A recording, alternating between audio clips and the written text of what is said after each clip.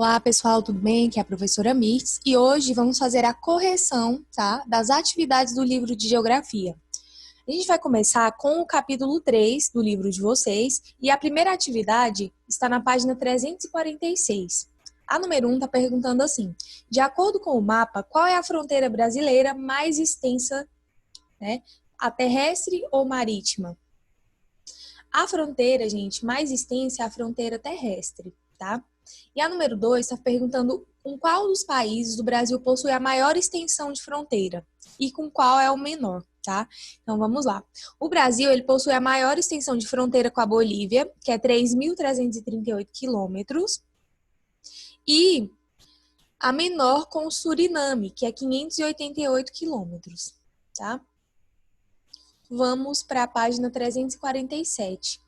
A número 1 está falando assim: observe novamente o mapa da página 344 e escreva o nome do estado onde se localizam os pontos extremos mostrados nas fotografias abaixo. Então, vamos lá. Esse primeiro aqui é o Arroio Chuí, né, que fica no extremo sul do Brasil, e o estado é o Rio Grande do Sul. Esse segundo aqui é a Serra da Contamana, extremo oeste do Brasil, e fica no Acre. Esse daqui é o Ponto dos Seixas, que fica no extremo leste do Brasil e fica no estado da Paraíba. E esse aqui, que é o Monte Caburai, que fica no extremo norte do Brasil e fica em Roraima. A número 2. Em quais hemisférios está localizado o território brasileiro? Pessoal, o território brasileiro está localizado nos hemisférios norte, sul e ocidental, tá? Agora, vamos fazer a correção da página 349, tá? Verifique os mapas das páginas 348 e 349 e escreva qual medida da realidade cada segmento da escala representa neles. Então, olha só, aqui temos o mapa A, B, C, D e D, né? E aí vocês iam ver qual que era a escala, tá? Então, vamos lá.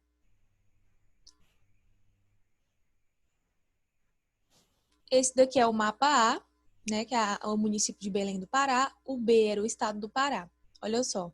Aqui o município, né, que é a letra A, é 40 quilômetros. A letra B é 180 quilômetros.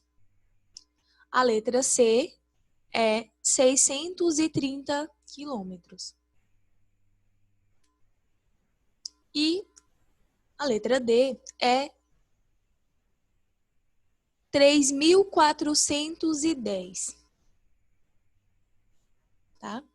Então, olha só, a letra A é 40 quilômetros, letra B, 180 quilômetros, letra C, 630 quilômetros, letra D, 3.410 quilômetros, tá?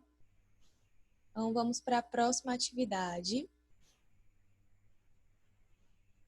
que está na página 351. Com base nos mapas das páginas 350 e 351, quais produtos da floresta e produtos agrícolas passaram a ser explorados e cultivados na transição do século 17 para o século 19? Então, vamos lá. Foi a borracha, tá? A exploração, né? A borracha, né, passou a ser explorada, o algodão, o café, o mate, o cacau e o fumo começaram a ser cultivados. Então, foi todos esses produtos aí, tá? A borracha, o algodão, o café, o mate, o cacau e o fumo, tá? Na página 352, pessoal, tem a questão número 3. Com base no mapa, verifique quais as atividades econômicas predominantes no estado onde você mora, tá? Então, vamos verificar aqui quais são as atividades. Olha só, Goiás tem agropecuária comercial e agropecuária de alto consumo, tá? Então, a resposta é essa daqui, ó, Goiás, né? Agropecuária comercial e agropecuária de alto consumo, tá bom? Vamos para a próxima atividade.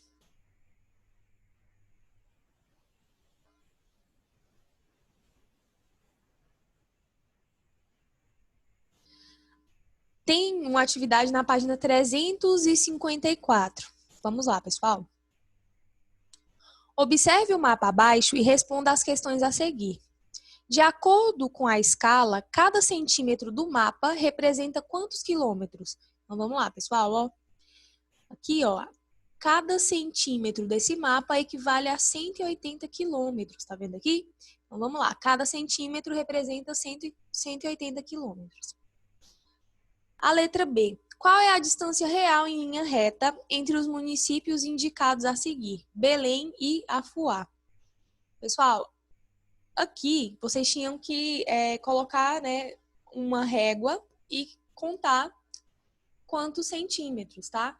E aí, vocês têm que lembrar que a cada centímetro é 180 e vocês multiplicariam. Então, de Belém a Afuá, a distância, né, real é de 252 quilômetros, tá? E de Santarém a Tucuruí, a distância, né, real é de 540 quilômetros. De Bragança e Santana do Araguaia, a distância é de 954 quilômetros. Tá bom? A questão número 2. Com base no que você estudou sobre a ocupação e a formação do território brasileiro, descreva as principais características dos povos que habitavam as terras brasileiras antes da chegada dos colonizadores. Então, vamos lá. Os povos indígenas, né, que habitavam as terras brasileiras antes da chegada dos colonizadores portugueses, compunham uma população bastante numerosa, se comparada com a população indígena atual. Além disso, esses povos apresentavam grande diversidade cultural, sobretudo de línguas, crenças e hábitos alimentares. Então, os povos indígenas que viviam aqui no Brasil, eles tinham uma diversidade cultural muito grande, tá? Tinha línguas diferentes, crenças e hábitos alimentares. E também, né, pessoal, tinha uma população muito numerosa, tá? A número 3 está falando assim: descreva como cada paisagem retratada a seguir está relacionada às transformações ocorridas no espaço geográfico brasileiro. Essa primeira imagem aqui, né, a letra A, é a construção de Brasília, que contribuiu para a integração das regiões brasileiras, sobretudo a região centro-oeste, tá? Onde passou a se localizar, né, a capital federal. A letra B está falando sobre a expansão da atividade, tá? A expansão da atividade retratada na fotografia em direção às fronteiras agrícolas tem contribuído tanto para o crescimento de cidades do norte e do centro-oeste, quanto para o aumento de suas populações.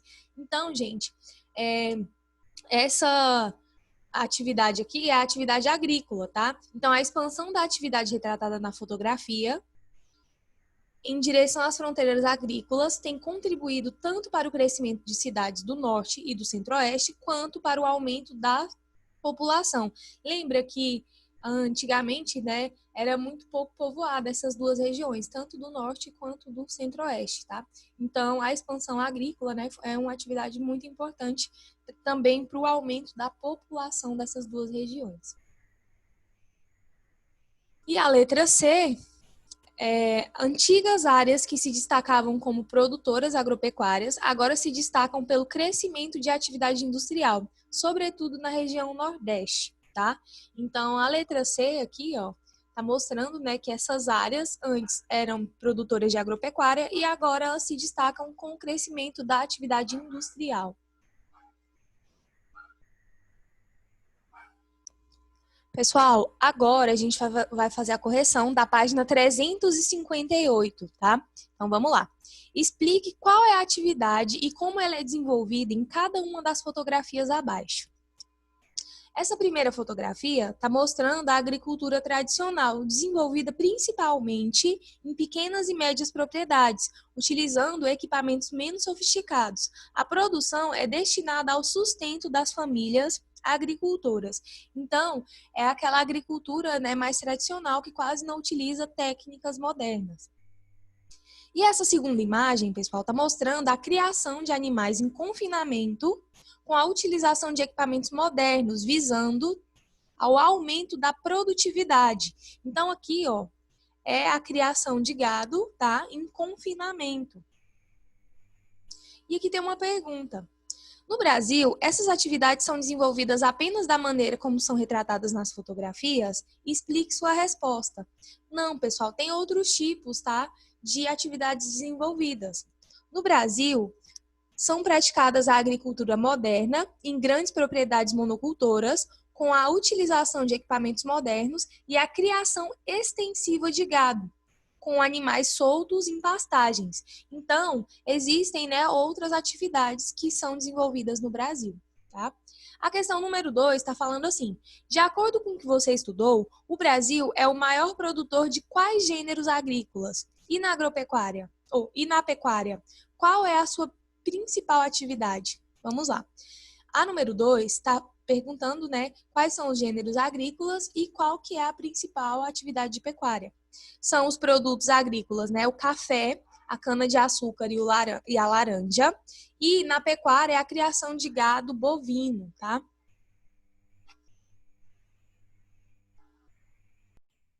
Pessoal, na página 363 tem uma atividade também. Está perguntando assim: o que você pode concluir sobre as condições das rodovias brasileiras? Pode-se concluir que as condições, né, de maior parte das rodovias brasileiras são regulares, ok?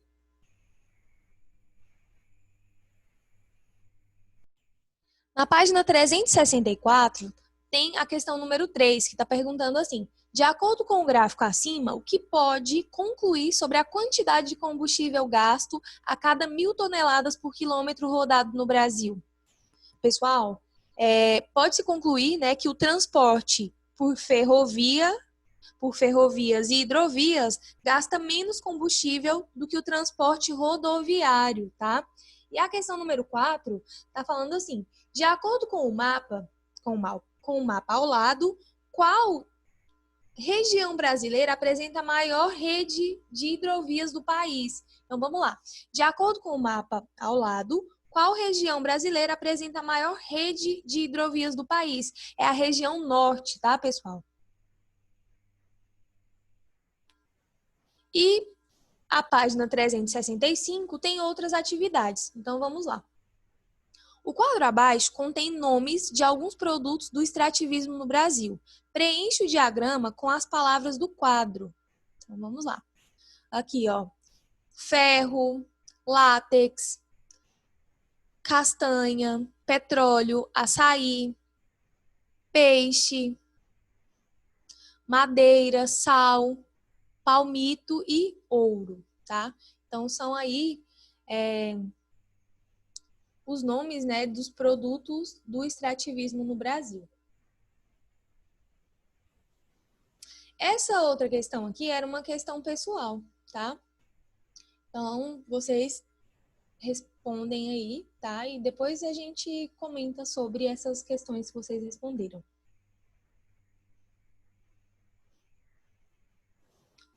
A questão número 3 está perguntando assim: qual via de transporte é predominante no Brasil e por quê?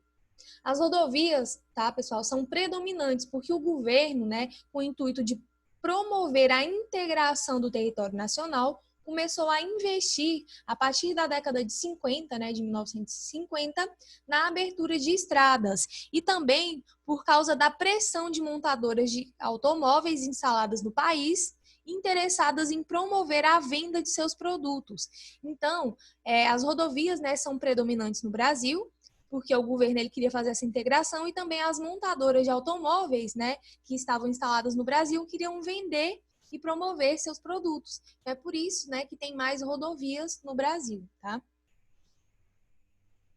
A questão número 4 está falando assim: a fotografia abaixo mostra as condições de um trecho de uma rodovia brasileira. Observe a imagem e responda as questões. A letra A: como você avalia as condições do trecho da rodovia mostrado na imagem? A gente pode observar, né, pessoal, que esse trecho aí dessa rodovia tem um asfalto bastante danificado, esburacado, tá? E com falta de sinalização do trânsito. Então, infelizmente, as condições dessa parte aqui desse trecho dessa rodovia são muito ruins, tá bom? De modo geral, a letra B agora. De modo geral, essa imagem retrata as condições das rodovias brasileiras? Justifique sua resposta. Então, infelizmente, né, pessoal, uma grande parte das rodovias brasileiras, elas se encontram, tá, em condições precárias. Em muitos casos, as vias são esburacadas, mal sinalizadas e não possuem áreas de acostamento, o que dificulta o tráfego, tá? E aumenta os riscos para os motoristas e pedestres. Então, infelizmente, né, as condições aí das rodovias brasileiras são muito regulares. A letra C. Descreva as condições das rodovias do município onde você vive. Essa questão é uma questão pessoal também, tá? E aqui é uma revisão do capítulo. Então vamos lá. O território brasileiro está inteiramente localizado a oeste do meridiano de Greenwich, ou seja, né, no hemisfério ocidental da Terra. Então, o Brasil ele está, né, a oeste do meridiano e ele é um país ocidental, tá bom? O extenso território brasileiro faz limite com quase todos os países da América do Sul, exceto o Chile e o Equador, tá? Eles não fazem fronteira aí com o território brasileiro.